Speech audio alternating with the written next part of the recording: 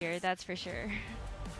That is true. It's kind of crazy how the fans always come out on top, but they have the bigger brains than we do. There you go. We should get the entirety. Maybe we should get a monitor that sits like next to Johnny, so there's 5 people, but the 5th person is just the fans, and it's their like I don't know, the amount of emojis they spam in chat or like signal like polls on the side of like that'd be kind of cool. Very like. Take a lot of work, but well, you know, like sometimes you'll be around like a convention center or something, and you'll see like those robots that have like the tablet or whatever as the head, and they're just kind of like scooting along. Oh yeah. Yeah, that's what I imagine being in that spot in the truck. Or those ones that deliver you food. Oh in my god, sometimes. even better. Then they can deliver the desk food. Yeah. The chat could deliver the desk some food. They definitely won't mess it up on purpose. No.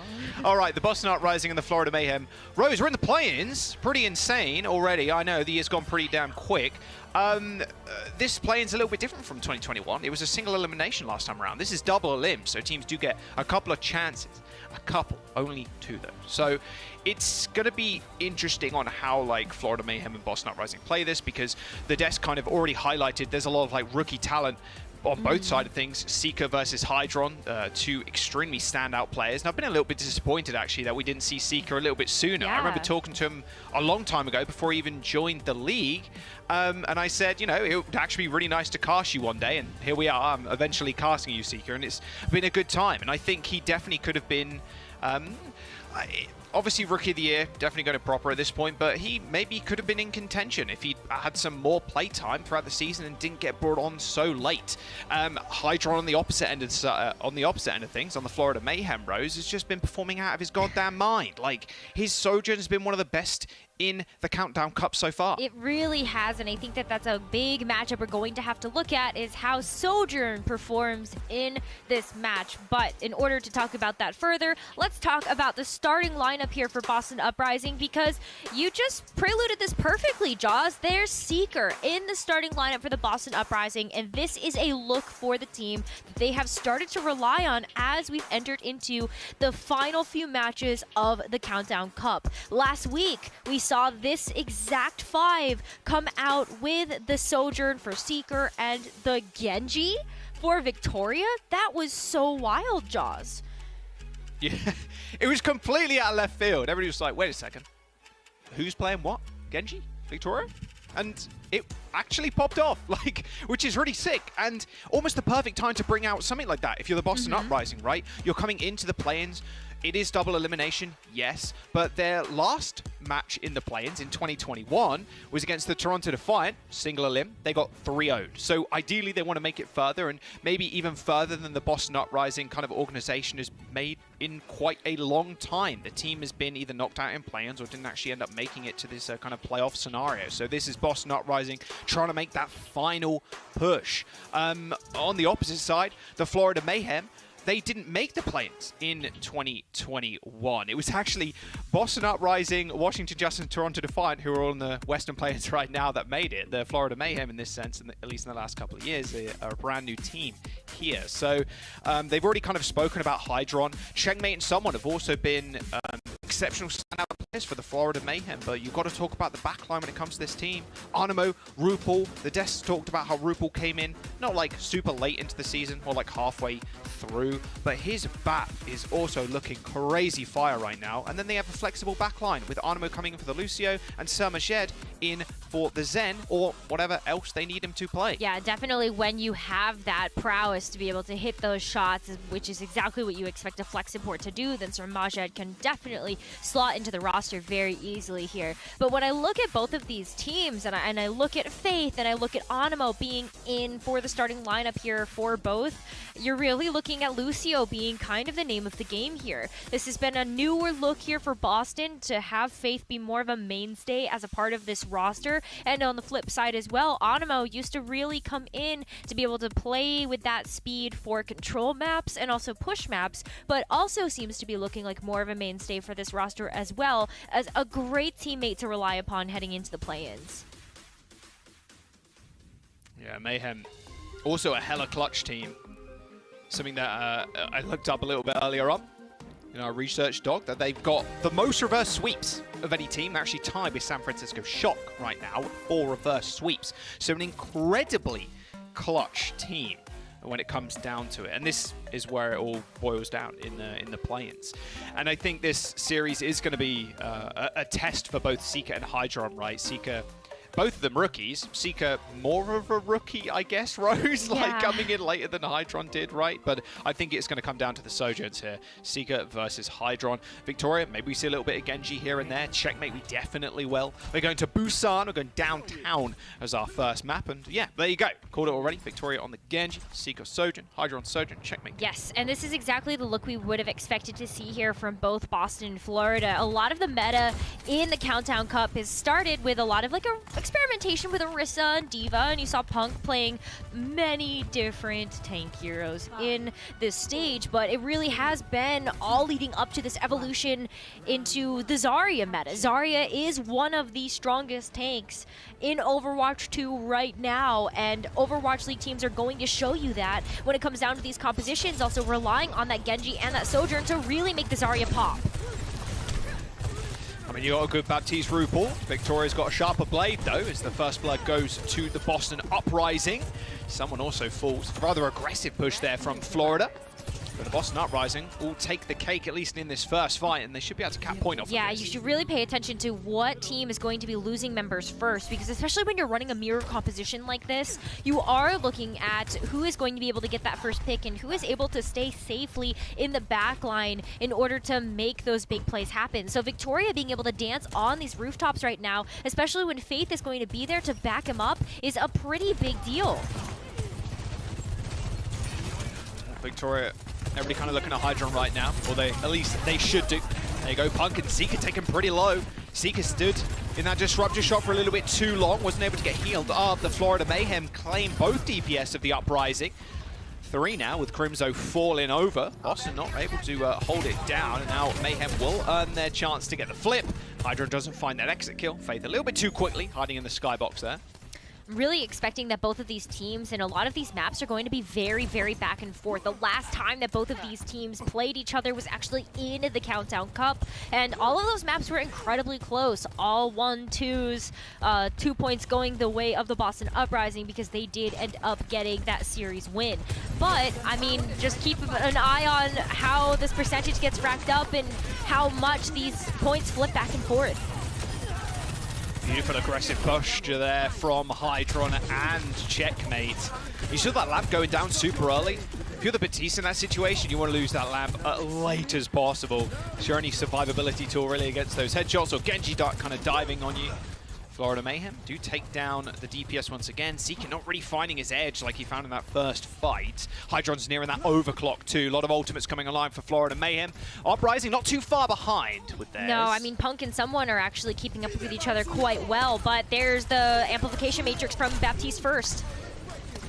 Yeah, window for space, and there's the beat from the Uprising. They've already burnt through the immortality field of RuPaul, and now the blade's been pulled by Victoria. He's claimed one support, but Hydra on the other side of things, both DPS in fact, from Florida Mayhem. Just end up almost, well, kind of trading backlines there, but Florida Mayhem, they do end up cleaning up Boston Uprising a little bit quicker. Victoria's blade was pretty good, took down Faith, but Mayhem, once again, just way quicker to execute. Yeah, they've been able to have great reaction times as they've started to really work together with this Zarya composition, and someone is one of those aggressive tile players that if you're able to push that front line away from Boston, then you are going to keep them busy from being able to help out that solo mission Victoria in the back. Graviton Surge is really nice. That lamp hidden behind that signpost, but Punk manages to stay alive, but not for long. Checkmate finishes the kill, and with 95%, the Florida Mayhem building up. Uprising can't touch. There's no shot they get there. Oh, tell a lie. One does. I assume that is Faith, but it's only going to be him on that point. The Florida Mayhem should be able to find the kill pretty easily. In fact, he gets booped away off of the point as Florida Mayhem will claim round number 1. Really good round there from Florida as well. Like, when you look at their positioning too, when it comes to this composition, Hydron is always in a great place to be able to make sure that those railgun shots are going to hit their mark. But alongside of that as well, where you saw the double grab from Punk and someone was in a way better position to be able to be saved from that grab, where, you know, Punk was kind of in the middle of the map. RuPaul was able to get that immortality field onto someone where it was not so easily accessible when you had that building to be able to block off some of the sightline from taking it down. And so I love this game that someone has been playing. You know, before, towards the beginning of the season, I really thought it was just all about aggression and he was paying less attention to his surroundings, but now he's using those surroundings towards his advantage. And so where does someone try to attack from? Keep an eye on that. Man, Florida Mayhem just playing at a different pace right now than the Boston Uprising. I felt like Uprising played at that kind of fast-pacedness, I guess. Fast-pacedness, that's definitely a word. At the very beginning of Busan on that first map, the downtown, but now they're being able to replicate that. You saw instantly Checkmate and Hydron trying to force the bubbles out of Punk, and then Checkmate decided to just almost into the backline, force Crimzo into a position where he's either shooting Checkmate, healing himself, and not paying too much attention to Punk, which kind of results in someone and Hydron kind of running him over. Nice Disruptor field, Lamp Force pretty early on Florida Mayhem's side as Hydron ends up having to back off. He is getting checked by Victoria right now, but going through this choke's rather hard to do against so many people with AoE abilities. RuPaul claims 2 lives, and here comes the dive and the staggers for the Boston Uprising. Florida Mayhem win this second fight. And look how fast someone has charged this grab, Yeah, Rose. that grab's going to be online so fast that's why Florida feels so comfortable being able to push up as close to spawn as they are. You know, you have such a great point about how close corridors a lot of these entry points are, and so when you have the Disruptor shot and the grab, wherever you walk, you will be in a great sightline for that. Wow. Nice opening win there for Boston Uprising, but Hydron just gets sniped, or Hydron snipes Seeker, in fact, behind RuPaul's window. And yeah, no real hope for Punk. The lamp's gone, not much health to bear. Well, I guess Boston Uprising at least kill RuPaul, but it's going to be all for naught, really. Faith can't really stagger himself. He needs to die or get out ASAP, ends up dying. As we're 65% in building, you're looking at near last fight here for you of Boston Uprising with all the ults online for Florida. Yeah, and all they had to use there was that amplification matrix, and so they still have access to 4 other ultimates to use to clutch out this round, and with a pick like that, that's disaster. I mean, this is actual domination right now from the Mayhem, and they ain't even playing COD. Like, they have 4 ults. They're playing this far up. Victoria's Blade's going to have to go huge. And remember, there's no nano on either side, so you're looking at forcing ults at the best of times. Grab comes out, make that 2. Look at the low health members on the Boston Uprising. Faith hasn't even got the beat yet. The Florida Mayhem just absolutely running away with Busan. 2-0 on control, easy as you like. That is such a stark contrast to the series that Boston and Florida played not even just 3 weeks ago. That was not close at all. And this is the Florida Mayhem that we're hoping is kind of waking up here. But how did Boston fight back when the mirror doesn't seem to be so in their favor right now? Man, oh man. I was hoping for a little more of a duel there between Hydron and Seeker, but Seeker couldn't really pop his head around. Hydron had his number over and over again, but what can you really expect? Nothing less, really, from Hydron, one of the best Sojourn players that we've got in the league right now, and especially in the Countdown Cup, looking at his stats. My word, Florida Mayhem and maybe my Boston Preds out the window. It's double limb though, remember? Don't forget, don't forget. We're going to a quick break. We'll be right back after this.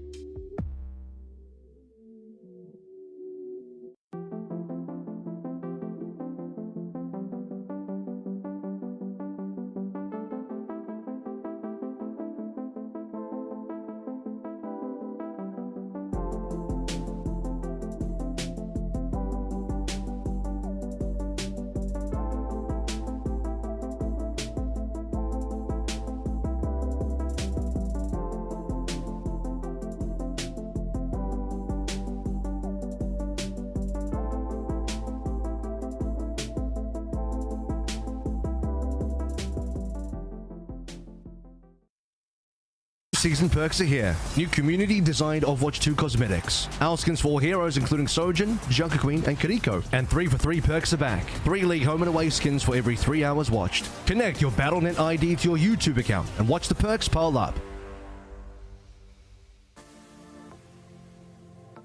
Wow, welcome back. Yeah, that was a very short control map. 2-0 for the Florida Mayhem. Just ran over Boston Uprising. Like, it was no Overwatch League team versus no D team, to put it lightly. There wasn't really too much Boston Uprising could do. They only took the point once, which was the very first point capture in the series.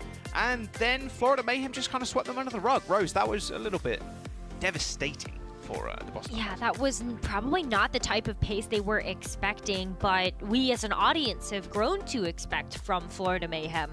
Someone always likes to get up close and personal with the team, and the way that they rotate through their cooldowns really shows you the level of attention that they're paying to this Zarya, Baptiste, and Sojourn composition.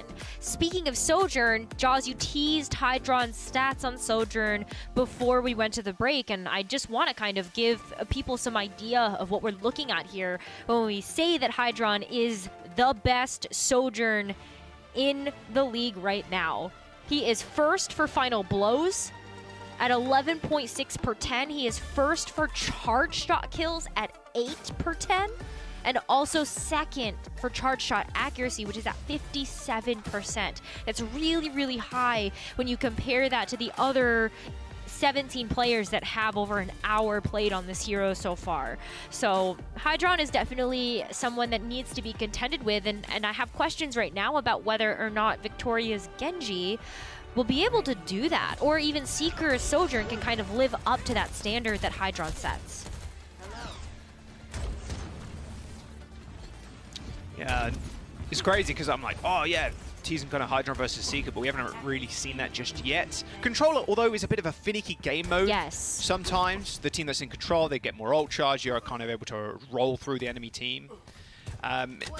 We might see a little bit different here. This is loser picks, by the way. So Boston Uprising chose to go to Eichenwalde.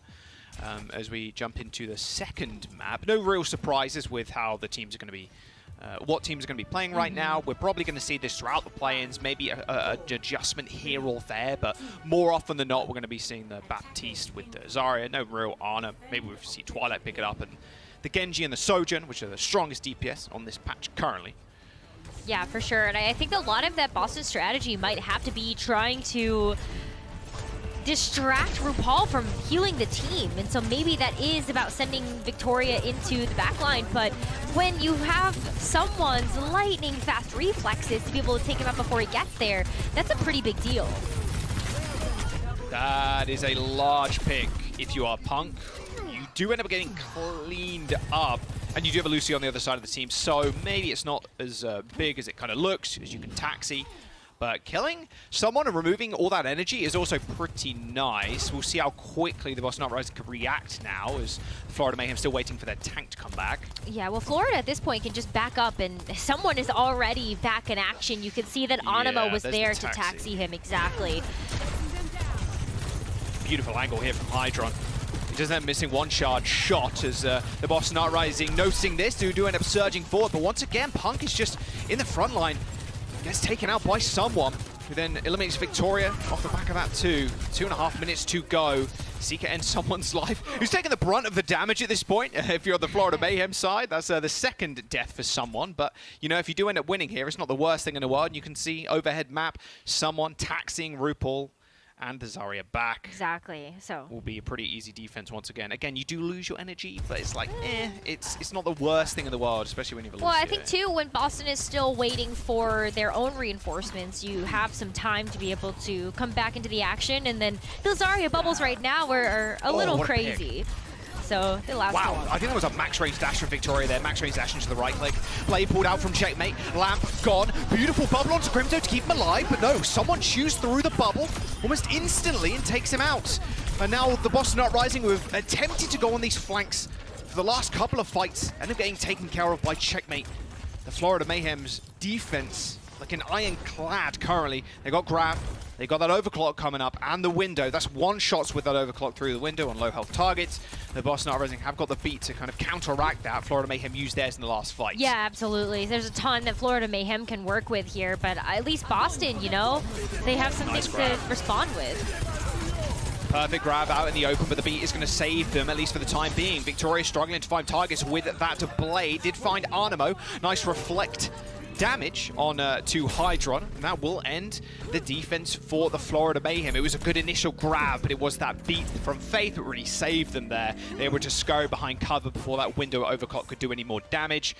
Objective unlocked. Gate's going to open in just a moment, but Florida Mayhem do get a priority position, at least, on the high ground. Yeah, well, they wipe fast enough that they do have that closer spawn available, so being able to take that high ground is a great way to set up RuPaul to just make sure he has some nice sightlines onto the rest of the team. Someone as well, you can just drop down here if you really want to try to contest the card, but I think you're really happy if you're Florida being able to play this poke game where everybody has their own little bit of high ground to play with, where you can see Checkmate over in the nest and then just everybody else on top of that castle. Ooh, how does Victoria get away with that? Just dashes up into the high ground, gets the kill onto Hydron, gets away. Wow, okay, that's not really what you want to see if you're Florida Mayhem right now. Victoria's just going to go back in. Just just not scared, I guess. He ends up getting booped away and then lasered down. Reflect isn't going to do much against that laser beam from someone who was already a decent amount of energy built up. Now they're going to try and push in, just trying to make them pay for it. Losing the Genji is pretty nasty if you're Boston Uprising, and look at that. There you go. Nice little push in. Punk throws out the Graviton Surge, but is there any follow-up? There is. Seeker, with an ultimate, does take care of the Zarya, but now the Florida Mayhem, with a fairly decently close spawn hold, are going to be able to regroup as 5. That was a bit over-ambitious maybe there from Punk Rose. I think so too. Punk using the Graviton there looked like he was trying to go for some type of hero play, and I would have understood that if I had seen a switch come through.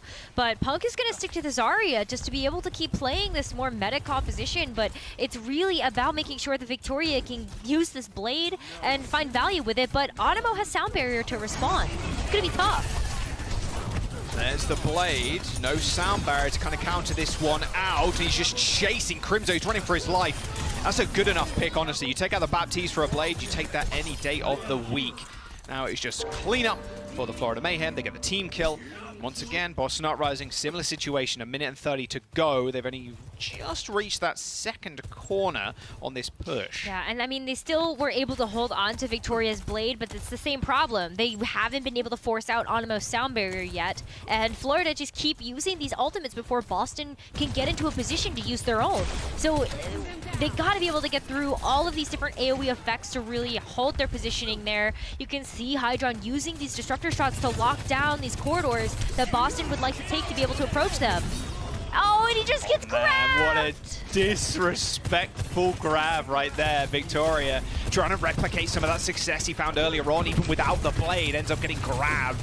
And now the push comes from the Florida Mayhem. If they find picks here, it will be perfect. Oh, they actually get picked themselves. Seeker found a charged up railgun shot onto Animo, and now the Boston Uprising get a push in almost for free. 40 seconds to go, and the Florida Mayhem still control the high ground, but it is a battle of the beats now. There's a window up on height as Hydron doesn't have the best angle to work with, but he's still shooting through that window. It's a bit of a crazy one if he hits these shots, but Punks may have managed to back up. They know they've lost Crimzo, so garnering 5 members, sorry, and then pushing back in onto the payload is going to be the name of the game.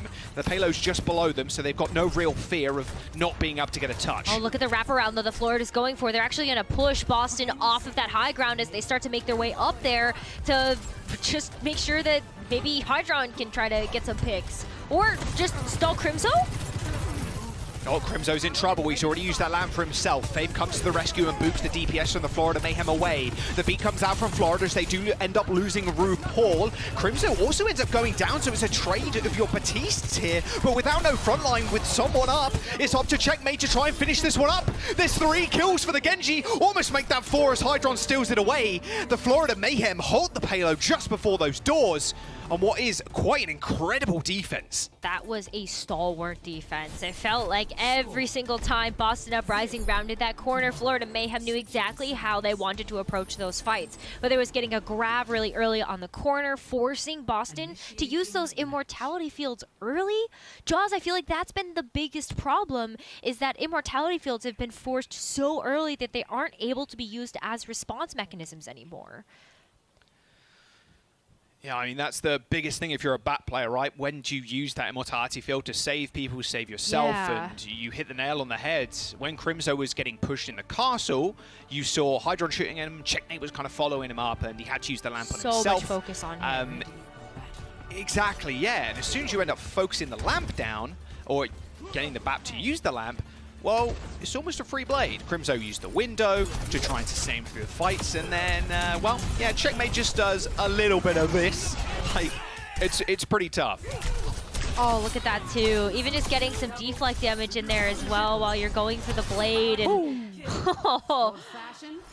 And I mean, 4 kills in that fight, 3 of them being the blade. You can't ask for much more than that, really, if you're the Genji. And they lost someone there, too, so not only is it like a naked blade without the nano, it's also without a bubble, which is one of the key abilities you need to help that blade become successful. That is so true, and I feel like Checkmate this entire season, though, has really been able to find those opportunities, even when Zarya wasn't meta, so you didn't always have that safety net of that bubble around you to be able to make these deeper dives and go in and get value with that blade. I mean, there's a big reason, and I feel like that clip alone is pretty reason enough why Checkmate is in the top 10 for final blows, eliminations this season.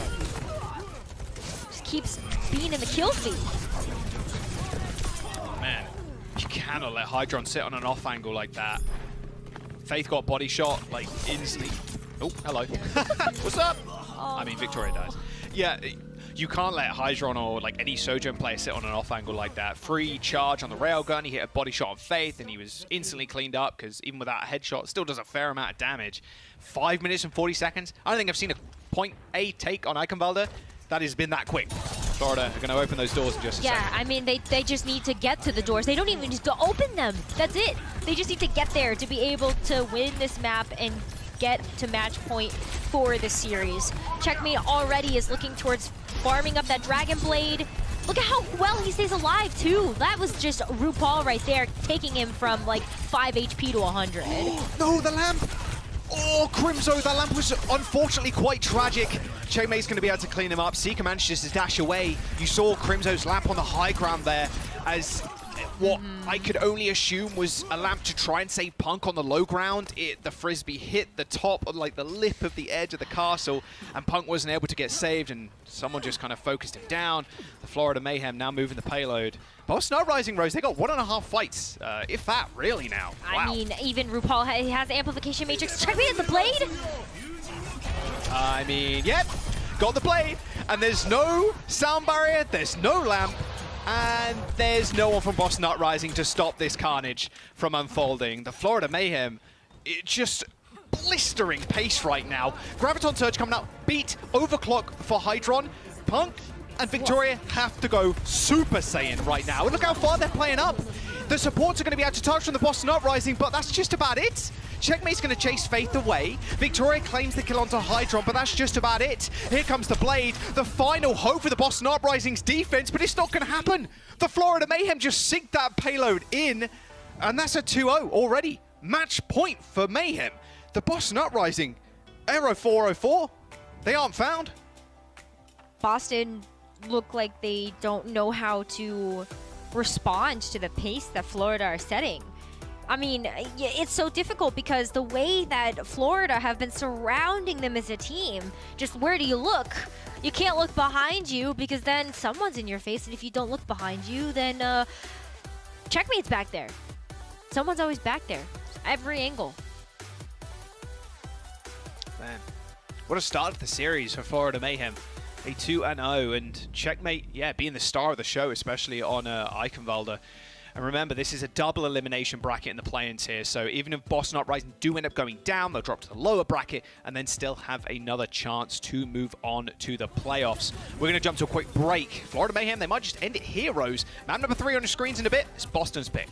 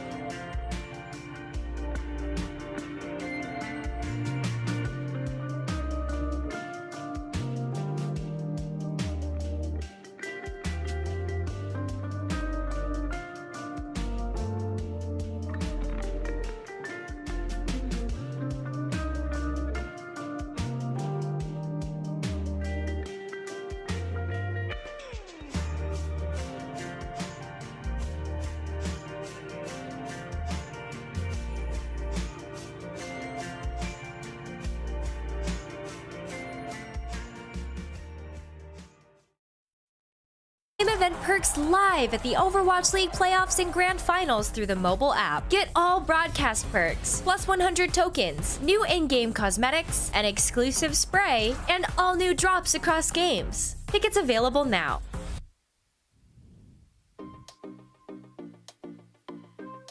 Welcome back. Yeah, tickets on sale right now. And to celebrate the 5th season, you got to come join us. The Grand Finals in Anaheim to see your favorite teams and players compete live. Tickets are on sale now for November 3rd and the 4th. See the website on your screen, overwatchleague.com/2022/playoffs to grab your tickets today. Right, let's see if one of these teams are going to make it through the play-ins and hopefully to that playoffs. The Florida Mayhem and the Boston Uprising are at loggerheads right now. But Florida, yeah, it's not really been close, Rose. Florida are just kind of rolling. They had double the amount of final blows over Boston Uprising in that last match. Or in last map, sorry, on Eichenwalde. 2-1 was the overall scoreline, but it looks fairly close, but it really wasn't. Florida steamrolled them on A, unlocked the checkpoint, got that cart going, and they didn't lose a single fight. Yeah, and I think what's been like a pretty big contrast here, too, is that, and also impressive, is that last time these two teams played each other is Boston won 3-0, and Boston won with Punk Diva versus someone Zarya. It's kind of interesting to me because when you think about like the rock, paper, scissors of the meta right now, you're like, oh, well, Zarya like beats Diva because she can't defense matrix away that particle beam energy. But yeah, I think maybe just kind of having to switch up what you play, where you play it is kind of the name of the game right now. Is this is Boston's last chance to stay in the series, and Circuit Royale is where they're headed next. This has been a very quick series thus far. Will it end the same way as it started? I mean, Florida Mayhem are on the defense first, so Boston once again setting the pace car. It was their map choice, Rose. Worth keeping that in mind. So they went here for a reason.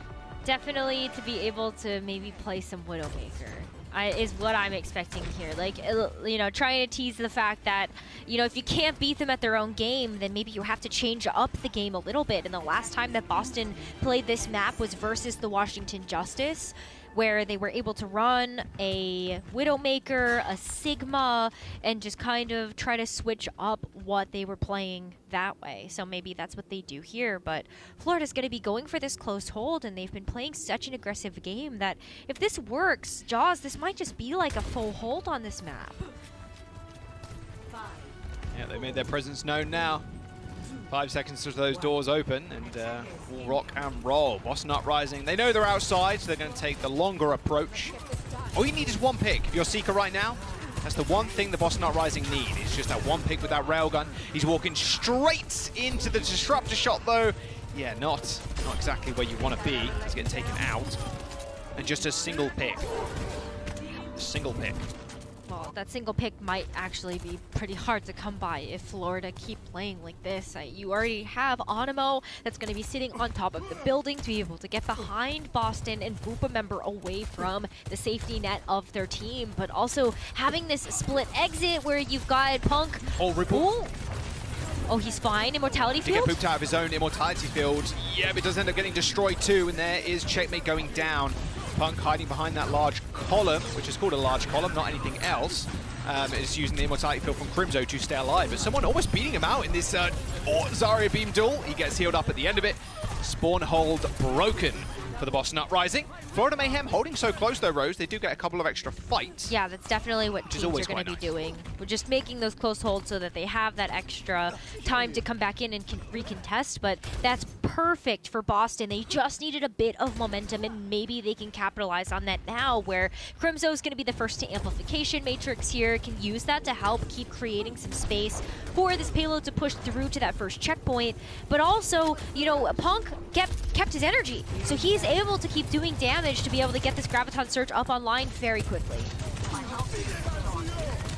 Right, Deflector's gone out already from Victoria, and there's the window from Crimzo. If you're on the losing end of things, that window's nicely placed, by the way, straight on top of the payload. Good angle.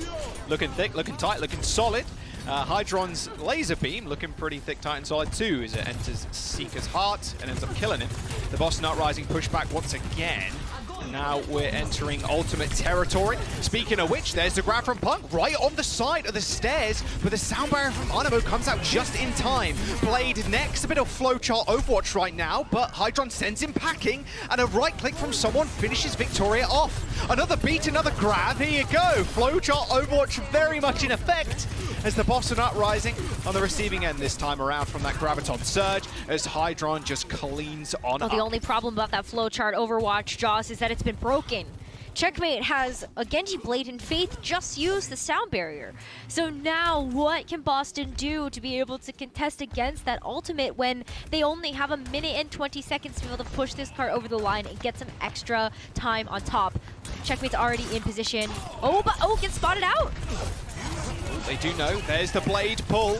Oh, looking to force the lamp. Oh, just forcing damage straight into the back. Almost 3 kills there from Checkmate. Faith a little bit too quick on the Lucio. 1 minute to go, Rose, and that payload hasn't even reached that first checkpoint yet, and it's slowly regressing to another forward hold from the Florida Mayhem. Yeah, well, this is perfect for Florida, because if they're able to, even if they lose here, that payload will regress so far to the point that when they come back, they'll be able to get a last-second recontest in. So it's about the amplification matrices right now. Who's going to be able to find the value to get other ults online for that second contest, if necessary? That window looking hella deadly. Crimzo used one of his own, but there's 30 seconds to go, and the Boston Uprising have lost 4. I mean, Victoria just needs to die and reset. Nothing really much more he can do. There it is. 20 seconds. And because the payload has been continually moving back, Rose, even if Florida lose this fight, they've still got another fight left. Yeah, exactly. I was looking at that as well, and this is not looking good here for Boston to be able to make it through, especially if, you know, they don't get this sound barrier out of Animo. They might just win an all-out fight here, though. Just raw fight here for Florida. Okay, touch has been made. Uprising trigger in overtime, but the beat from the Florida Mayhem is just too good. Faith is infinitely far away, like us from the sun, to getting his beat online for this last fight. The Graviton surge from someone is really all that they needed, and there we go. Overtime's going to tick down. The Boston Uprising being held just before that first point. Florida Mayhem making their mark already in the playoffs, or play-in, sorry. They're not there yet. But they might be. They actually just might be, because Jaws, after this next round, Florida very well could be one step closer just in this double elimination bracket that we have here for play-ins. So I don't know if you're off the mark on that by saying that they're making a statement for playoffs. I mean, if they just speedrun the bracket real quick, yeah. You know, gold splits all the way through. Oh That's just my a speed God. record right there. Hydron, though, in the chat. See you next season, guys. All right. Okay, that's Kicking rough. them where it hurts right now, Hydron. Okay. I like what I see. A little spicy. Hey, they got to win the map first. But, you know, this is definitely looking like a very one-sided affair, especially when you take a look at how even Mayhem did on Eichenwalde. They had over twice as many final blows as Boston. And it was the same as what happened on Busan. And I haven't been able to look at the live stats yet, Jaws, but I have a feeling that this might be kind of similar. Yeah, I don't think you need to be honest with you. Nice double dash there from Checkmate. Very nice stuff. All right, Boston going to do the same thing. Who's really surprised? You really want to get that forward hold, especially with how close that golden box of victory is. We'll see how Boston do on their defense now. Oh, you're going to see the same type of high ground positioning coming out here from the Lucio and the Genji. TP. But, oh my God, TP. They don't know.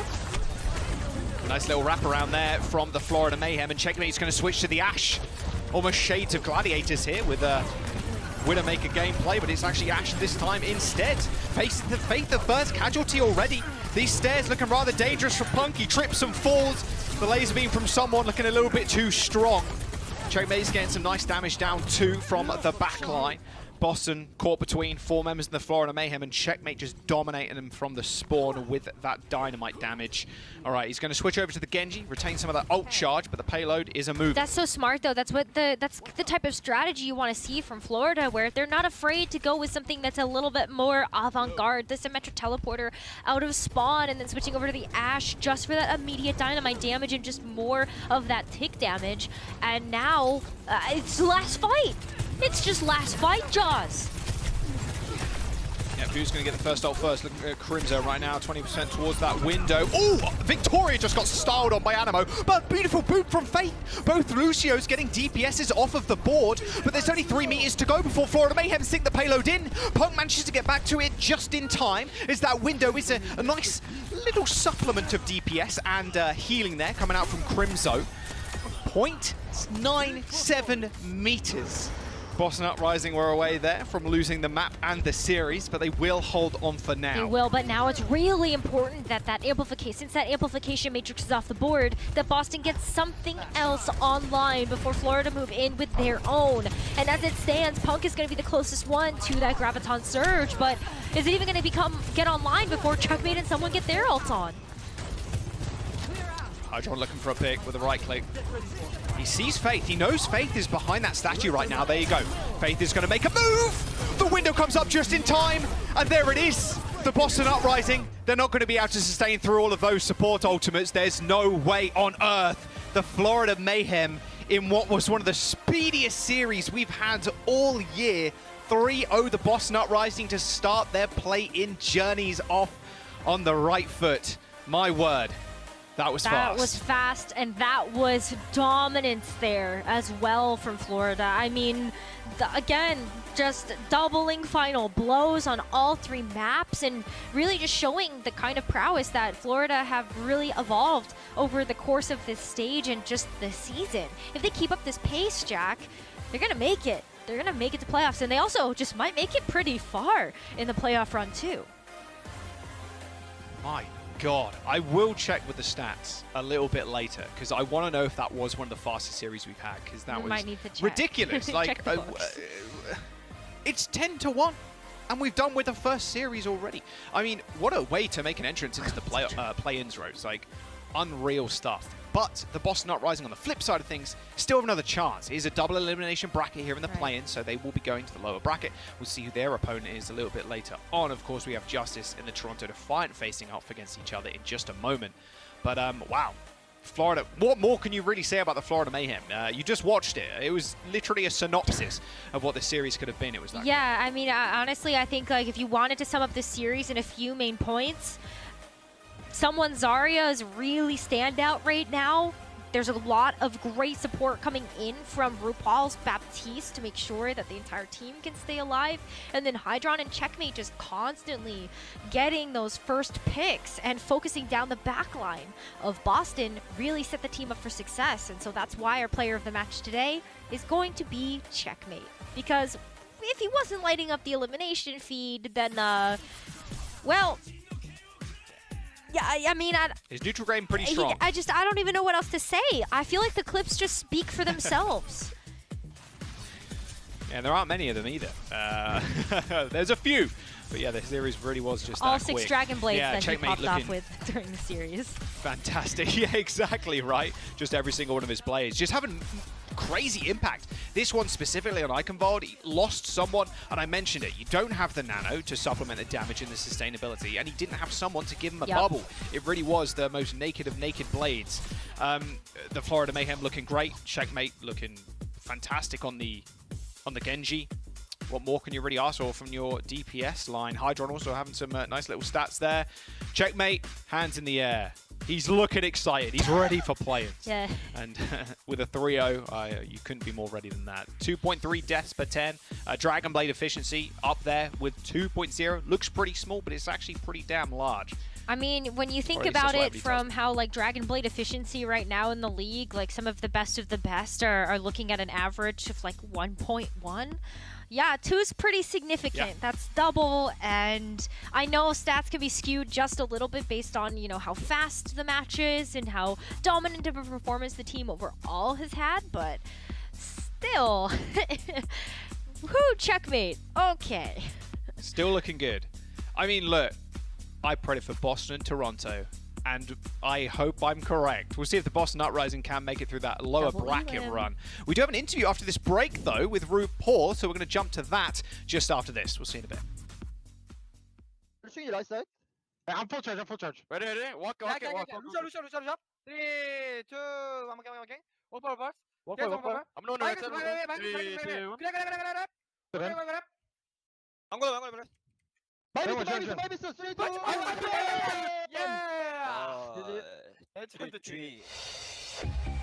Overwatch League is brought to you by Upper Deck, the official trading card of the Overwatch League, and by TeamSpeak, the official voice supplier of the Overwatch League.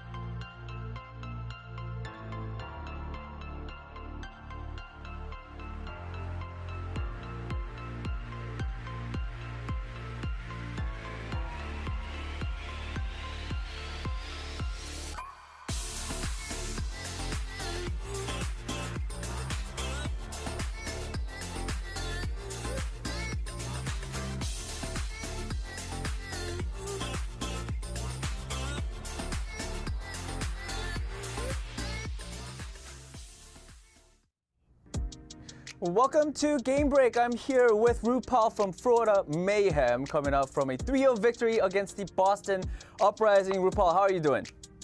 I'm doing great. Doing great. I mean, yeah, that was a very fast victory for the Florida Mayhem. Did you expect this match to go so quickly, or are you a little bit surprised that you guys won so easily?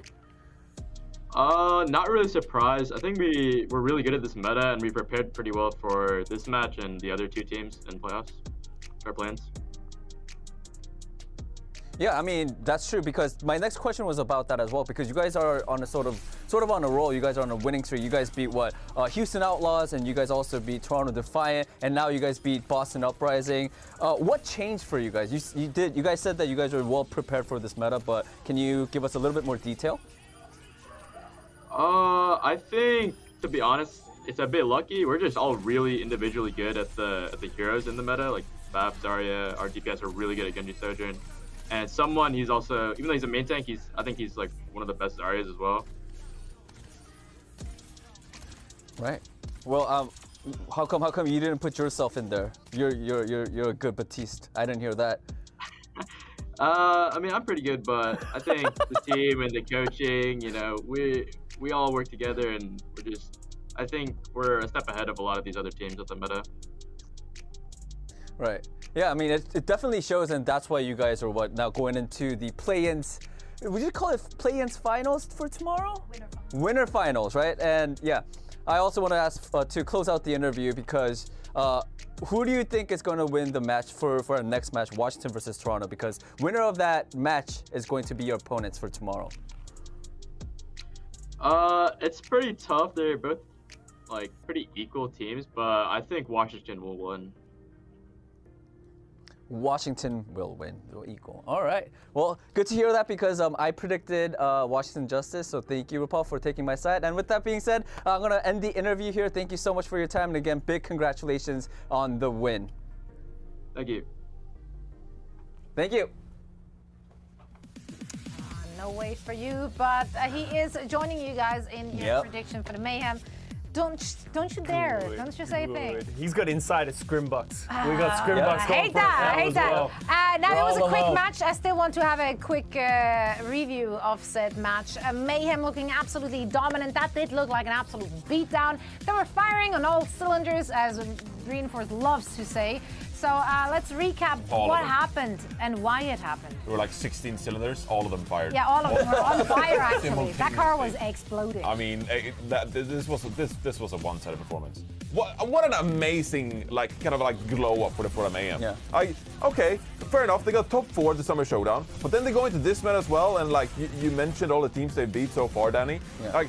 The question is not is Florida Mayhem going to make it to playoffs? The question is how deep can they make it in the playoffs? Because they're honestly looking like a really good playoff team. Philly Fusion, I can see them beat them. Hangzhou Spark, yeah, maybe, Spark, they're a bit all over the place. Atlanta Reign, nah, they haven't been super solid so far. Florida Mayhem, I honestly think they could go deep in the playoffs in this current meta. They look amazing right now, Costa. The big question is, how much is the meta going to shift once we get into the playoffs? There has been rumors about, what heroes are going to get nerfed. I don't want to speak too much to that, but if the meta does shift away from them in a less favorable position, that could be bad for them, because they have looked a little shaky when they have to play some heroes that they're not as comfortable on. But this was 113 final blows to 37 for the Boston Uprising. Yes. So this was an utter beatdown. You saw it primarily here on this Circle Royale. Just no respect given. Hydron saying they're going home. And if Boston Uprising show up tomorrow and put the same level of performance up, they will probably lose to whoever loses this next match. So Boston have to go back to the drawing board, have to figure things out quickly, because they have one day to turn their season around. Absolutely. But for now, the Mayhem did it. Yay! Yay! I love Checkmate pose! He actually went crazy this series as well. Checkmate was impressive. I've been in on Checkmate for over a year now. It paid off. This is Reinhardt days. Well, honestly, completely forgot about he is that. probably the second most improved player under Hardy this season. I think he is someone who didn't have a lot of respect coming into the season. He didn't play his own role last year. Well, he played tank. But he's still way better than his Reinhardt last year. That's all I'm saying. It's like you're not factually incorrect. Yeah, that's what I'm saying. Now we do have a second match, of course, coming up. I doubt that this will be a quick one, just as a first one. It's gonna be. Why are you giving me that quick? No, okay, listen. I understand I'm the only one predicting Toronto here, but do you really feel that confident in your Washington? No, because I don't think any of you do. I feel like it's the meme of the guy sweating with 2 bottoms. So Toronto Washington, like, oh god, I don't know what to pick. Well, the funny thing is, I was looking at Toronto's record, so I was like, oh, well, Toronto lost to these really, average teams. They lost to New York Excelsior, they lost to Vancouver Titans, they lost to one more team, Florida Mayhem as well, which, Yeah, you know, they but have been on the up. who did they win against? They also beat San Francisco Shock and the Houston Outlaws in this stage. So it really comes down to which one of those two teams show up. They have obviously been going through COVID as of late, and, you know, that has been affecting the team. Are they going to be in full strength, and are they going to be the good Toronto Defiant in this matchup? I honestly just went with the Washington pick because it's been some time since we last saw Washington Justice. It's been a couple weeks. Surely they have something up their sleeves, right? Right? Not? I don't know. Right? I mean, Right? Right, guys? right. Yeah, as you see, there's so much confidence from all of us here on the desk. If I'm going to lose that prediction, I'm going to be alone in the bottom. If you lose the prediction, you're going to be alone in the bottom. I kind of want Toronto to win just for that reason. Just to see you in the You want to see me in the bottom? Kinda. I thought we were friends. That'll be fun. Friendship ended when predictions started. That's how it goes. No, but for everyone out there who's also thinking that Toronto is going to take it, you know, there is always enough chance that DK might have a paper cut or something. Maybe he's going to struggle today. We don't know. Or maybe he shows up. We'll find out after a quick break. Don't go anywhere. 50-50 chance. 50-50.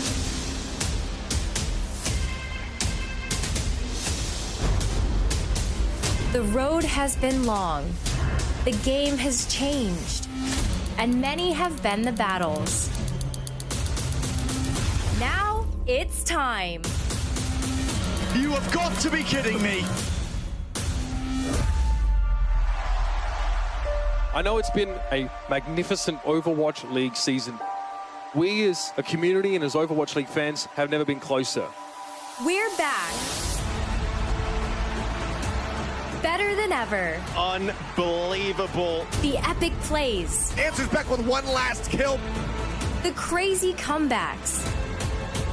They are eager to rewrite history. Long have they waited. Time to find out who has the skill and the will. It's all come to this.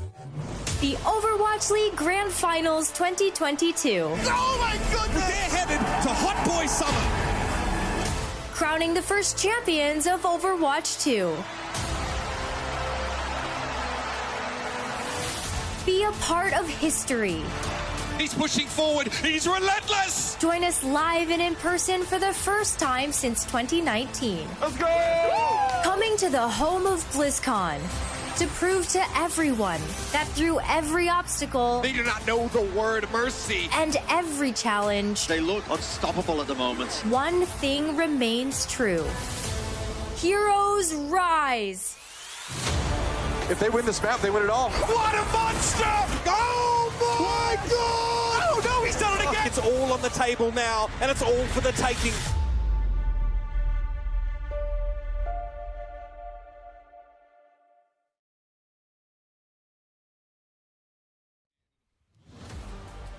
All right, ladies and gentlemen, welcome back to our Countdown Cup play-ins. That's right, we're sending two more teams into the Western Region playoffs here, and of course there'll be two teams going home without a chance to compete for postseason glory. I'm Mitch Leslie, joined by Matthew Morello and Matt.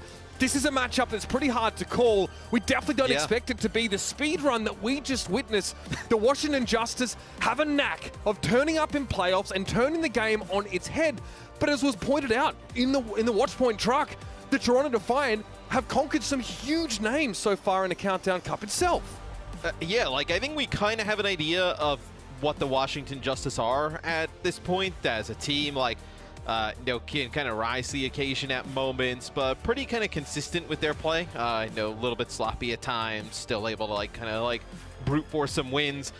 The Defiant, I still think, are a bit of like a question mark, right? We've seen them reach incredible highs, like beating teams like the Gladiators and then also losing to teams like New York. You know, at one point we had a potential Dallas versus the Fuel matchup, right? Is this a Toronto versus the Defiant? Which one is going to show up here? Like, it feels like there's two different teams within this team, and who knows which one we get. Nothing solidifies their reputation as being a mid-table team more than beating teams they are underdogs against and then losing to teams that are below them in the standings. But cast those aside now. Those season standings are no longer relevant. Now we're dealing with seedings. Now we're dealing with playoff potential. the Washington Justice, we actually haven't got to see much of this team at all during this more recent shift to Zarya and Baptiste-based compositions. We know for sure that Kalios does the big deeps. He's number 2 in Zarya damage coming into this week. And we know he's a fantastic Zarya, right? That's kind of even how he got into the Overwatch League to begin with that Zarya play. Where I think you're going to see a good game from Decay. I think you're going to see a good game from Kalios. I think when you start to talk about some of these like Baptiste different compositions, like, you know, what do we get from the support play, right? You know, what kind of game do you get from Krillin and Opener? We've actually seen like, you know, Krillin at times really pop off in some of these games, right? It just seems like goes a little bit quiet, a little bit under the radar a lot of times recently, though. Definitely a sense that when Zenyatta was the flavor of the week, Krillin was able to show off a lot more of his mechanical prowess. The room for skill expression with that particular hero, right, it's maybe much higher than some of these other support picks. Krillin's also been known as just being generally very strong in that flex support role. This team, theoretically, pretty well positioned, but you hinted at it, Matt. They're still going to have to rely on Decay to turn up and make a big impact. His Sojourn this whole season has been excellent. He's number 1, unsurprisingly, in solo kills and number 2 tied in overclock kills. So when that Sojourn ultimate comes around, Decay really starts to spike in threat. Oh, without a doubt. And he's the type of player who, when you look on the other side for the Toronto Defiant, right, he can really negate any type of impact a player like Hisu can have and really start to take over. So let's take a look at the Toronto Defiant starting lineup today. It'll be a finale in here with Hisu. Really kind of like, you haven't seen Muse in ages, right? Hoppa really kind of solidified that spot. And then Chorong and Twilight, just fantastic in terms of support submission. I kind of joke about, you know, Toronto versus Defiant. Like, for me, this really feels like a team that's almost like battling themselves at times, because sometimes they just get really sloppy. Like when this team kind of like cleans it up and plays consistent, right, you get that awesome support play from Twilight, like Chorong on the Lucio's been awesome. You know, Hisu can play so many DPS. Like, this roster should not, like, theoretically this roster shouldn't be in the play-in, right? Like, they should be in the top 6. It's just sometimes they get in their own way. Yeah, absolutely. They fell out there with a couple of really uncharacteristic losses to teams that they otherwise really should have had the measure of in the Countdown Cup. You hinted again, Matt, at the backline matchup in this series. It's one of the more exciting ones for me, especially as a support main, to put under the microscope, because the Toronto Defiant have been veering away a little bit from that Baptiste setup with the Zarya. One of the only teams that are doing this is Twilight is actually opting to pick up Ana in many of these situations. Sometimes it's like a late switch when, you know, the Defiant feel like they're not getting anything going. But again, having a nano boost to apply, again, maybe just a hotbar to put him in a position to do more work. And again, allow for Twilight to show off his dominance as a previous world champion on that role has been a really interesting point of difference that sets the Defiant apart from the rest of the teams. Ilios was the first selection here. Tyre Seed gets to choose map. And I want to point this out. The Defiant have not lost a control map to the Justice this year. So here's what scares me if, like, I'm the Toronto Defiant, just like somebody who follows the team, right? Is like the Justice they just kind of play crazy, right? I mean, they're all over the place, like decision making a little bit up in the air at times, right? Like, that's the type of team though that kind of like throws Toronto off their game, or just gets Toronto into that mindset as well, right? Where now Toronto's just kind of like YOLO and things, sending it, right? Like, and that's not the type of style that you want to see this team play. It's not the type of style that's going to result in positive outcomes from this team. So if the Justice try and like if this starts to get a little bit out of hand, you just got to see Toronto like slow it down a little bit, kind of get to more you know, standard play, right? To not kind of give in to the Justice craziness. Yeah, great point. Something well worth looking out for here as we head on to Ilios, first and foremost. And in a great place, of course, for Toronto to get started here on a high note. You see both Genjis just trying to get really aggressive here at the start, right? Going for the backline. Twilight's got to use the Immortality Field already, and you don't have that for Hotba, and yeah, you just kind of have to back up a little bit. But look at this, Hisu on that off angle, able to just, you know, put down some damage on the Sojourn. They kind of got fortunate there, right? Justice able to force out that Immortality Field early, but doesn't result in anything. Pretty crucial way to open things up, though, no doubt about it. The Justice have to start now from sort of behind the 8 ball. Twilight well ahead in terms of that ultimate charge here, so just the output from the Baptiste has been crucial. We kind of hinted a bit of Ana, but we know that Twilight often starts his series on this particular hero. Here's the group up. Finale actually catching the Justice as they try and make their way towards the left-hand side, and it just turns into a murder room. The perfect environment for Finale to find these dash resets, and Chorong's the one that gets rid of that crucial immortality field. And this is about as good of a start you could ask for if you're the Toronto Defiant, right? Seeing Finale come in, play the Genji, play well here at the start, that's a really positive sign. And then Hisu, and Twilight, really impactful in that first fight. So, good start here for Toronto. Yeah, like you mentioned, you're going to have that Amp Matrix online so much earlier as see Toronto can give up a little bit of space, allow them to walk right into it. Yeah, the Snowball and Ult Charge might actually end up biting the Justice in the rear end here. Assassin gets topped up there as Hisu eats a Railgun. Amplification Matrix for Twilight there in that left-hand side. He'll play from behind it, and this will force the Justice to split somewhat as Kalios is trying to tickle them around the edges. Starting to hit a little bit harder now as that charge increases, but the Justice are still trying to set up. They're still posturing, and they lose Kalios instantly.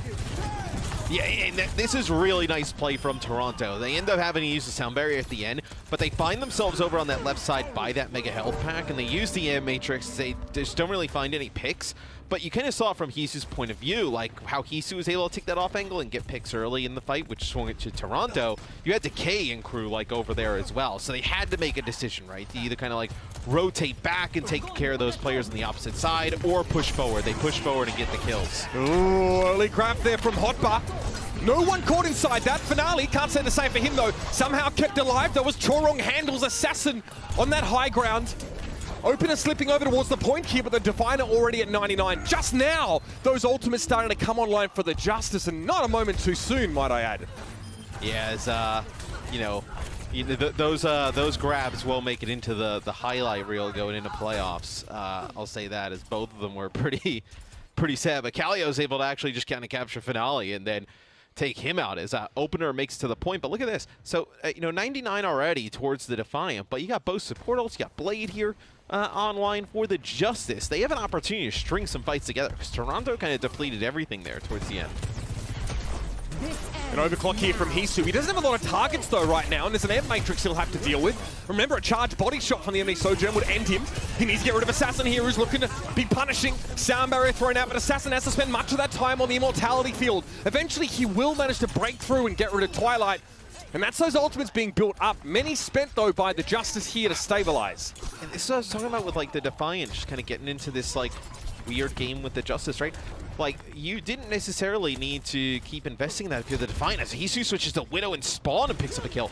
Because they ended up using the overclock in the Amp Matrix there, which were both massive. And, oh, that Widow kill may have actually turned the tide here. Unreal punish. The Justice getting a little bit ahead of themselves there. Now Hisu obviously plays from the Defiant, will move to camp, and Assassin is a late casualty. This is dangerous now for the Justice. Decay has to make a play. It's going to be the overclock here as Hopper takes a glancing blow.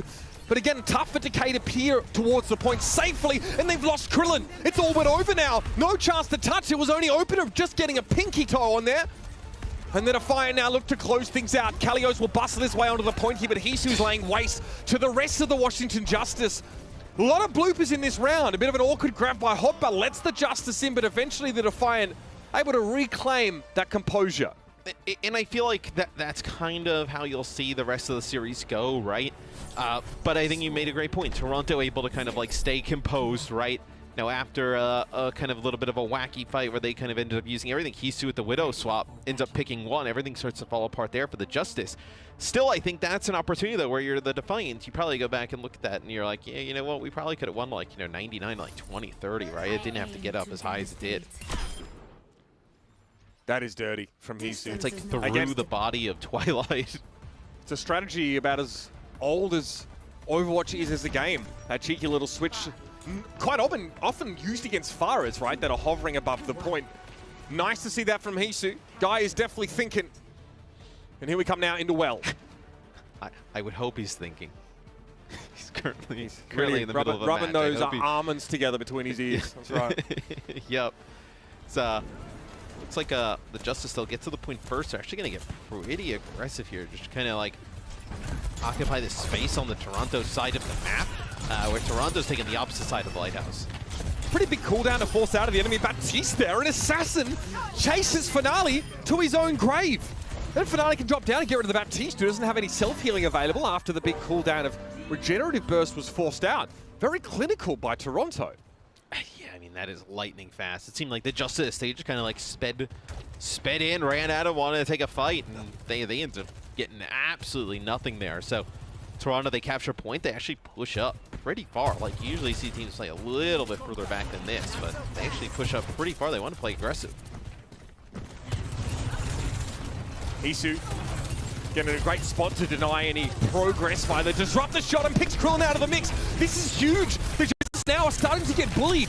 They expect to be the aggressor in so many of these matchups, but Hisu is having a day. And when Hisu's on fire, the Defiant look unstoppable. And the thing about playing aggressive is, like, you know, when Toronto actually forces the pace onto Washington, it forces Washington to, like, play fast but in a more reactive manner, which is when you're going to see some more of those, like, mistakes, right? Where, you know, when Washington is able to kind of coordinate with their aggression, set the pace themselves, that's when you see it look a little bit cleaner. 57 and counting. Finale's lurking, waiting for that bubble to expire. The second one now being deployed, so Kalios lacks defensive resources for the time being. A power trough for the Washington Justice as they need that Xayah to get them close. And again, Finale harassing Krillin. Absolutely relentless stuff here. He's able to scale the wall. But behind Krillin has to be an immortality field used for just himself. Finale, really cerebral play on the Genji so far, and the Justice have no answer. And it just even being able to get some of those big cooldowns out, right? Like the first time he goes in there, Finale, he gets Kalios' second bubble, and he gets the regen burst to Krillin. Then just goes across the map, he gets the Ant Matrix in the immortality field. Krillin can't even get a use of the Ant Matrix at the time from where he is. Absolute and look at that window shutout right there. Yeah, this is going to be brutal finish. Hisu now, that's it. It's just so easy. He didn't even need to find the head of Decay, but he still does so.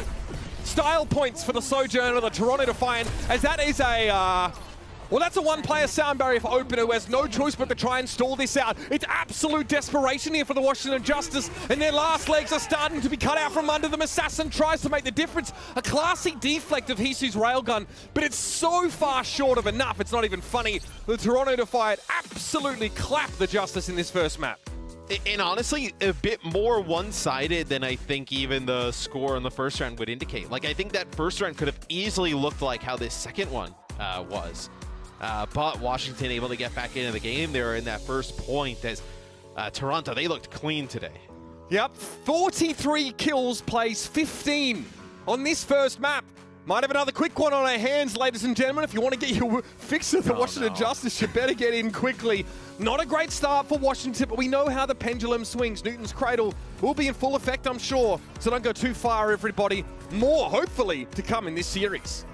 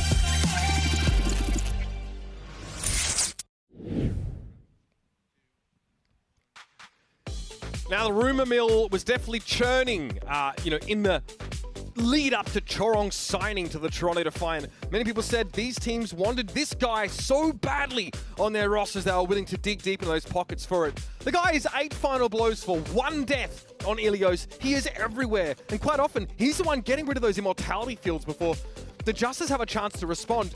Matthew, you said this would be a very interesting support head-to-head, and I think that's played out so far. Look, Chorong and Twilight is like a duo. You kind of like stack them amongst like the rest of the league, and you're like, oh, well, where do they rank as a duo? And I actually think they rank quite highly, like higher than you would kind of rank the Defiant team. I would actually say that probably the strength of the entire team is like, there's a lot of teams that would love to have that duo as support, where, Chorong able to play a lot of the Lucio, which we've seen him play at a high level, and then Twilight, I mean, former MVP candidate, right? Sometimes kind of gets forgotten about a little bit when we talk about some of the best supports in the league, and you just didn't see that type of play from the Justice, and really, I don't even think you kind of pin it down to Krillin and Opener. I think just, their entire team just played a little bit like out of sorts there. So, see what happens in their map pick for map number 2. We spent so much time on board with Finale, right, in that first map, just watching him outfox his opponents time after time, pressuring out their Baptiste self-heal cooldown, the regenerative burst, and then just circling back, just appearing again, relentlessly harrying Krillin as he tried to keep his team alive. Yeah. And then we just see on the kill feed, he's just blowing people up. So this is excellent looks for the Toronto Defiant. Their fans just have to hope that it's not a one-map exclusive, that it gets carried onto Paraíso. And if that's the case, then expect this to be a drubbing as well. I mean, yeah, you say that, right? Like, this series has the possibility to go the same way the first match that we had in the day go, right? It's just, can Toronto do that over 3-4 maps, right? Which, for periods of the season, we have seen them really dominate teams. See how they do it here with the Justice on defense. Look at this. They'll go with the Ana Xin, and then they'll go Tracer Sombra in terms of the damage dealer. So they want to play quite aggressive here, as the Defiant move through the choke. I also think you probably keep the D.Va here for, the second part of the map, where D.Va's really strong controlling that high ground. She'll be needed to circle back to protect Krillin and Opener as well. So we'll see. Sombra, being... Our team's actually sort of angling away from that Sombra pick lately. We know she's very good at forcing the Zarya bubbles out. Hopper doesn't want to be hacked and in sort of out in the open, especially with that D.Va up front, up close damage. Assassin is lurking here, and he has spotted the switch from Hisu, so we'll see what his first hack target is and how he capitalizes. You gotta win these fights fast, though, if you're the Justice. So, that's gonna be a hack on the Chorong there. It's not gonna be Chorong who ends up getting taken out first. It'll actually be Twilight, so a lot of kills early on here. It's a good start for the Justice. That was pretty perfect. I don't really think you can ask for much more. No casualties on the side of the Justice, of course. Also, the fact that Krillin's able to find a free pick there on Twilight to start that fight off. And maybe, just maybe, this is just the Justice in their comfort zone in terms of these picks. So Hisu's gone back to the spawn, switched to Widow twice, looking for a jump shot. Now it was Finale's turn to get to the spawn. Try a jump shot attempt, is not able to find any of the supports in the back. Nice spoof here, just trying to keep Twilight alive. He gets the Immortality Field off. Chorong might have had to amp heals there to keep Twilight standing. A bit frustrating because it means that that speed boost not available for a moment. Another hack on Finale. Everybody getting hacked by Assassin here. But so far, the Justice haven't been able to capitalize and turn any of those into eliminations. Still really waylaying the Defiant, but now the latter have taken the high ground. A lot of pressure. Nano boost on towards the D.Va, and Kalios explodes forth. Twilight just disintegrating under that pressure. Yeah, as they're forced to use that Nano because, Hotba is so charged up on the Zarya, is able to make it back. It looks like Kalios going all the way back, trying to get some heals. Yeah. Do you have an opportunity Lucio for the Justice? Yeah. And I think that's why Assassin actually reveals himself voluntarily here. Slow down the Defiant if he possibly can. Buy some time for the rest of the Justice to get back. Yeah, or kind of bait the Defiant into thinking they have an opportunity here and then come back with an EMP, right? That's on the table, no doubt about it. This is scary for Kalios, though. No healing. All right, self-destruct, though. He's taken down before he has a chance to get back in the mech. That's devastating for the Justice. He's around the corner, and his supports aren't at the point yet. So for now, Finale can just go upstairs. Hotbar has a Graviton Surge available, and yeah, this time he uses it. And it's perfect. Both supports just got back from spawn, Matt. As now the Defiance starting to get rolling. So Kalios will actually switch off of the D.Va, go to Zarya here for the second part of the map. Which I think this kind of like, you know, you're allowed to like dive, so to speak, you know, with the Zarya, right? You don't have like a speed, but you can use the bubbles on the flankers, allow them to stay in a little bit longer, and then push up and follow up with that damage. So they use it here. They have to keep Krillin alive. They need Krillin's transcendence for this blade. For the high ground, will Twilight stay there from remotely giving Hopper some of that healing as he wants to traverse some of these rooftops. And he can, that right click. Finale has to be very careful. He's able to break that up, but he wants to dash away. A little risky, straying so close to the Sombra here with the MP on deck. What are you trying to do with this? Like, EMP, you're going to have to hit Charong, right? You have to know that he's got the sound barrier at this point. Maybe Finale can kind of like avoid that with some line of sight and maybe able to get a blade off. Not easy to get a big EMP here, right? These buildings break up line of sight so much. Manual hack, follow with an EMP maybe? No, Assassin believes that discretion is the better part of valor there. He pulls out, the card has stopped moving. It's caught on that corner here. And both teams banking some huge ultimates. Yes, Toronto knows, right, that they have this EMP. He's trying to like play in parts of the map so you couldn't just get a massive one off. And that's going to be a nano boost here used. And Sound Barrier, nice sleep here. Yeah, they can get that kill on Finale, but Kalios has fallen, arguably the more impactful elimination. Assassin, oh dear, upstairs goes Hot Bus and cheeky right-click Techers. Gets him in a position now to try and claim this high ground. And Assassin has to get healed up the slow way, waiting for his supports. And look where he's playing now. You can definitely see Toronto scale their map control pretty considerably now. Yes, Toronto, they push all the way up, so that'll be the EMP here. How many players does connect with? It looks like only 2. Yeah, not enough, I don't think. Finale now gets to pull that blade out. Transcendence was held in the back pocket by Krillin, though, so perfect response. You foreshadowed it there, Matthew. There's still a Graviton Surge online for Kalios here. Oh, this is going to happen quick. This card's moving. Who's going to contest it? Kalios able to circle back just in time. Yes, it's going to be Hoppa using the grab, and I just don't think he's got enough help here to finish players off. Yeah, you end up using that grab. Maybe you think you can kind of like pull them away from the cart and like walk it in yourself, but not going to happen there for Toronto. But still, 1:25 on the clock here. The ability to kind of like push up, maybe get another fight here where everybody's going to have nothing. Yeah, another interesting Graviton from Hotbar there. Maybe hoping to grab Kalios off the cart. He may have actually managed to sneak it through in that case, but then tries to make the play. It doesn't work out.